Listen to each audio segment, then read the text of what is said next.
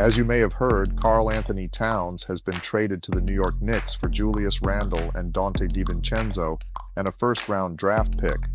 A lot is being said about the fact that the Timberwolves reportedly said nothing to Towns ahead of the trade and that he was caught off guard by the transaction.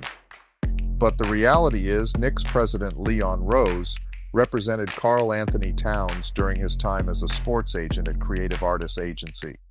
Rose has been calling the Knicks about acquiring Towns for years, and now the transfer is finally complete. For the Timberwolves, they just rid themselves of the $220 million salary they owed to Towns. Now, by acquiring Randal and DiVincenzo, who have more manageable contracts, gives Minnesota much greater financial flexibility to make additional moves.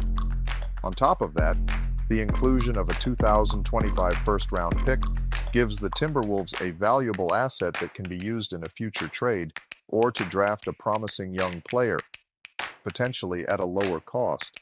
Clearly, it also keeps the T-Wolves competitive and arguably gives them greater perimeter shooting, which they needed more reliably last year when they found themselves deep in the playoffs.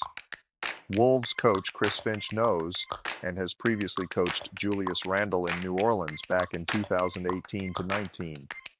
Conversely, Knicks coach Tom Thibodeau already knows Karl Anthony Towns quite well since Thibodeau coached Towns during his tenure with the Timberwolves from 2016 to 2019.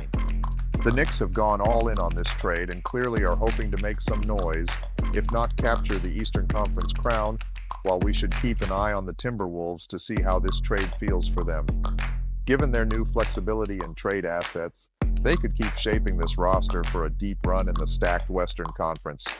Stay tuned.